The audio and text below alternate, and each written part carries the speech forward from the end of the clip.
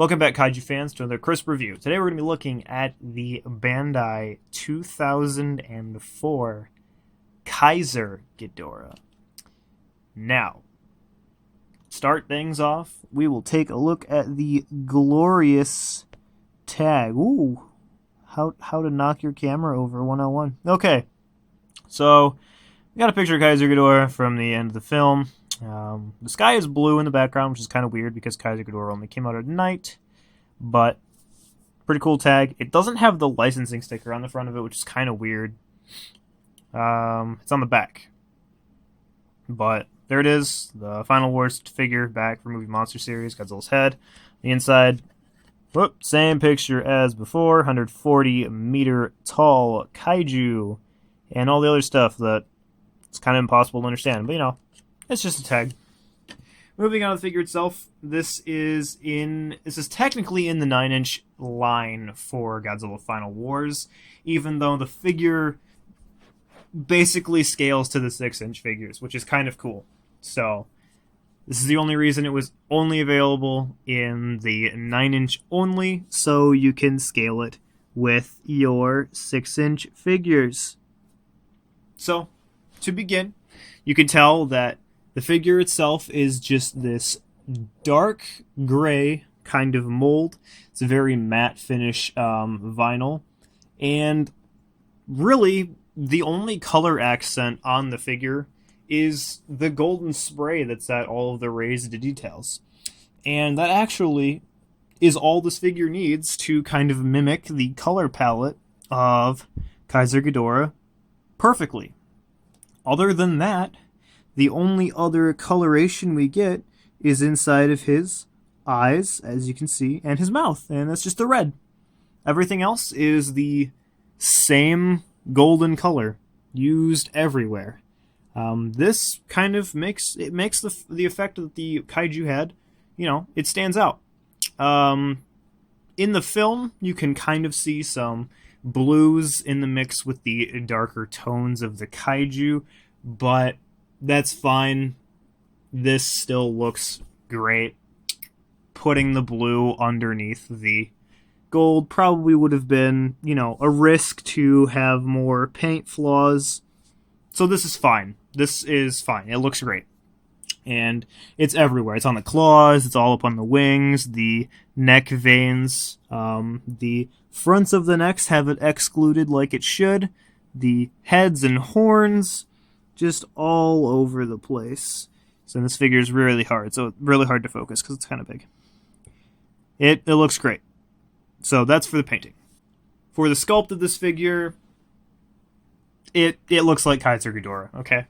It's really what it is. You have your 3 Ghidorah heads with the thick necks like he had in the movies. They're very like bulky, very bulky Ghidorah. You have the 4-legged body. As we lift up the wing, we can see the front legs are a little bit different from the back legs, but that's how they were. The 2 long, slender tails coming out up here, right on his little butt crown, as I would like to call it. And the wings, very small, non-proportionate to the body. There are plenty of ridges and spikes all over the figure, as I can bring it here closer to show you. They're everywhere, and they look really good. I really can't complain with how much detail this Bandai vinyl has, but that's to be expected from the 9-inch line, as it is a larger figure to capture more designs and a little pricier. Plenty of veins and protrusions in the wings, and the necks have all of the appropriate, like, kind of tubing and veininess to them.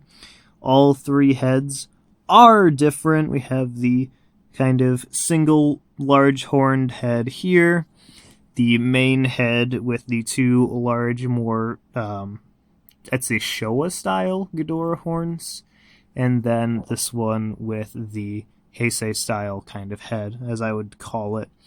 This is the only one with the closed mouth. The other 2 have open mouths, and then the necks are all different as well, with different amounts of spikes and fins and things you can see there.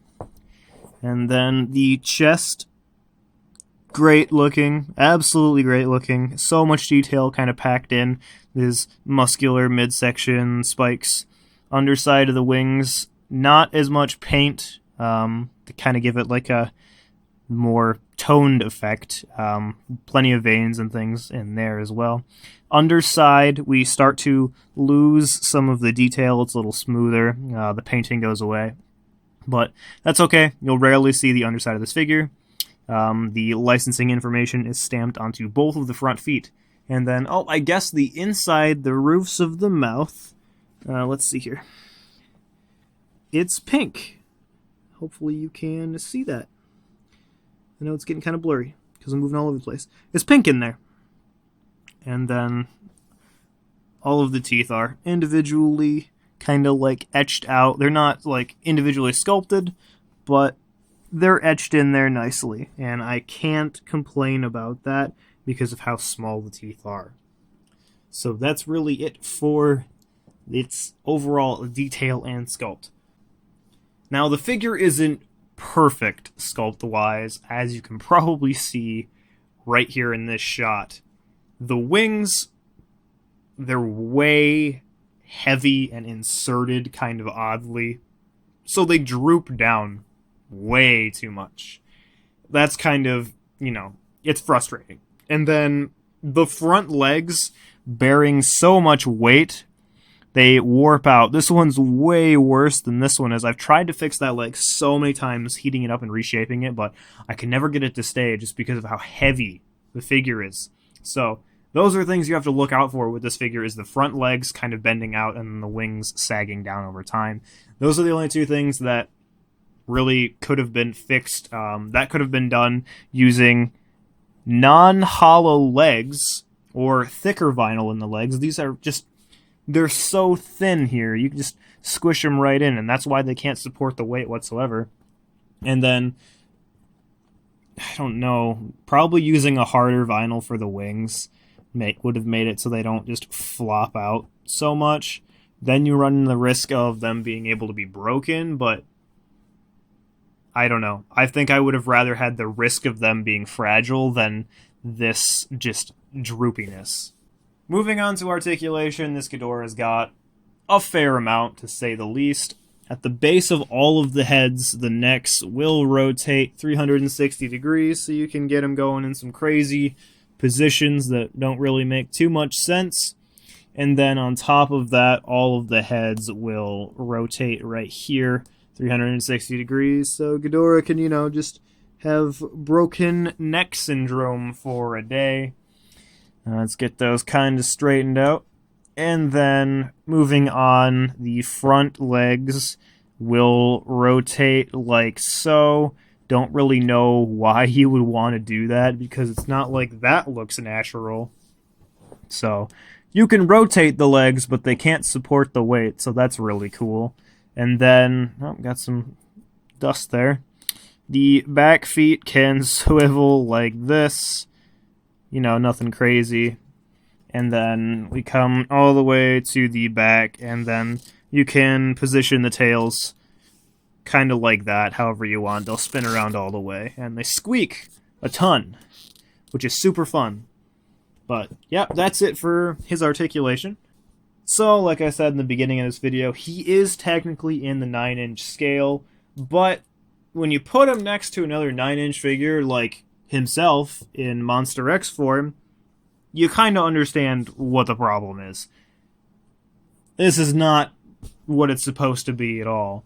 And then if we throw in Godzilla, I don't remember Godzilla being as tall as Keizer Ghidorah, so there is the issue there. So what the actual resolution to this is you are supposed to put 6-inch scales figures with it to make it match up the best. And this looks pretty dang good, I'm not gonna lie. So we can throw in some more kaiju, we'll put Angulus in there, throw Rodan in the background, and then we can always take something like the Chogokin Gigan, toss him in there too, just for fun. He's a tiny bit bigger, but still looks decent when you line him up with it.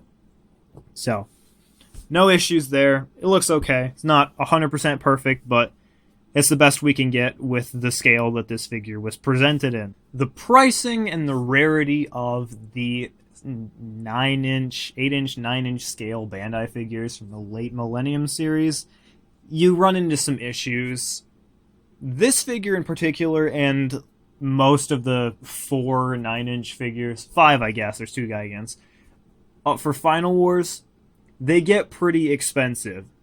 Chainsaw Gigan, Monster X, and Keizer Ghidorah are all in the obscenely high price range most of the time. When I bought this figure, it was at G-Fest 17, and I was able to purchase it for $85 because I bought Gimp Leg version. Woo! That's probably why it was so cheap. Reasonably, you see this figure a vast majority of the time around the $120 price range, which, if you like Keizer Ghidorah, if you like King Ghidorah, if you like Godzilla Final Wars, you don't really have a choice if you want to get a Keizer Ghidorah. This really is the only one in this kind of scale, really the only super detailed version of Keizer Ghidorah until the 30cm X Plus that just came out was released. So you get a gigantic figure for $400. So those are the two you get to pick from. The Bandai one for $100, or the X Plus one for like $400 or more dollars, depending on, you know, how recently you buy that. So that's really the main problem you run into, like price rise. Problems with the figure itself, you get the saggy wings and the crippled front legs. Is it still an amazing figure? Yes, I love this figure. That year at G-Fest, I was going in a dealer's room going, yes, this is the figure I'm here to buy. I will find the cheapest one no matter what. And this is what I got. And I'm fine with my crippled, special, deformed Keizer Ghidorah. It's an incredible figure. I love this figure so much. I definitely 100% recommend anybody who likes Keizer Ghidorah finding one of these. If you see it for like $100 or less, that's a pristine deal compared to what you're going to see most of the time. So pick it up then, save your money, and get it then. Other than that, just wait it out. Every once in a while you get a figure that fluctuates in price.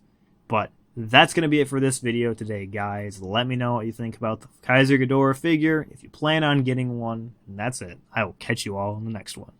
Peace.